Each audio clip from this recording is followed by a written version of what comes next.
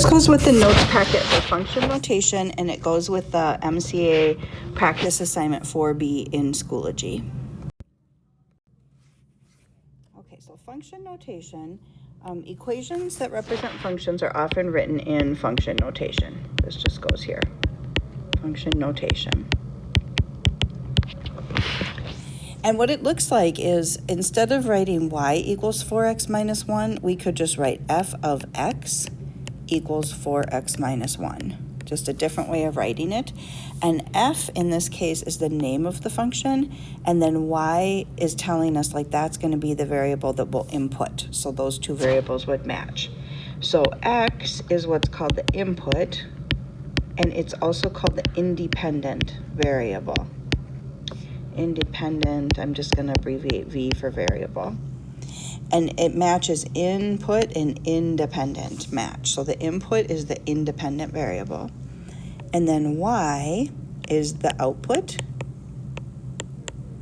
or the dependent. So that's like the answer we get out. So x is the number we put in, and then y is the answer we get out of the function. To evaluate a function means to input a given value. So we'll put a number in, and we'll see what we get for an answer. Okay, so let's work with this function, f of x equals 3x plus 7. And if they tell us the value of the independent variable is 4, that means that x is 4. So that's what we're going to put in place of x. So we're just going to take this equation, 3x plus 7, and then we're going to plug a 4 in right there. So 3 times 4 would be 12 plus 7, and we're going to get 19 for an answer. Now in this second one, it says the dependent variable is 22. So that's saying, okay, so whatever you plug in, 3 times something plus 7, you want to get out an answer of 22. You want the y value to be 22. So we have to figure out what will we plug in to get 22 for an answer. So I'm just going to subtract 7 and see that 3 times x has to be 15. And then if we divide by 3, we'll know that x has to be 5 in that case.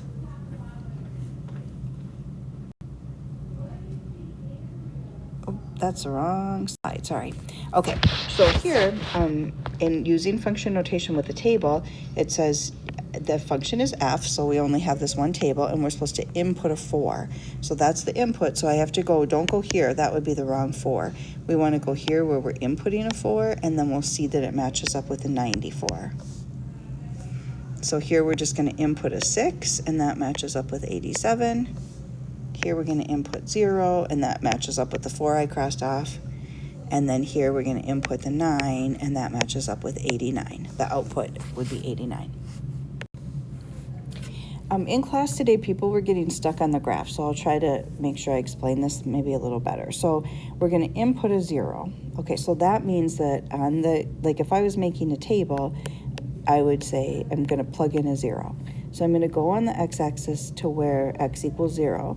And then I'm going to follow that to the graph, and that's the point we're talking about. So the y value at that point would be 3. So that point, like if we input 0, we get 3 for an answer. That's a point on the red line. Okay, then let's try if we input a -2.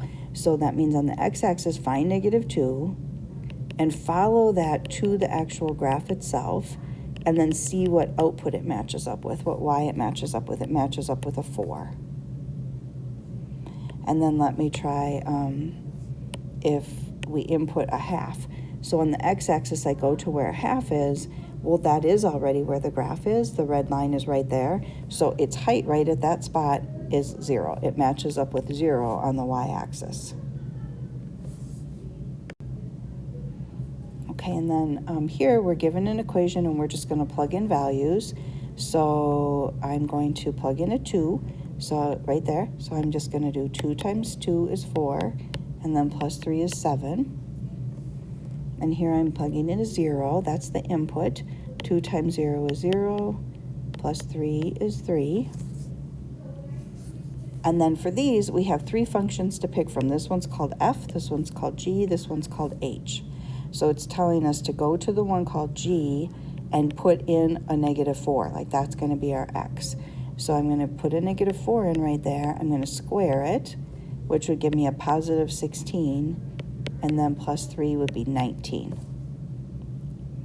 Now this example tells me to go to H and plug in a 6. So I put a 6 right here. Negative 2 times 6 is negative 12, and then minus 6 would be negative 18. And then for the last one, we're going to go to F and put in a 5. And if we do 2 times 5, we're going to get 10. And 10 plus 1 is 11. So you'll want to send me a picture of these notes and then do 4B in the MCA review folder.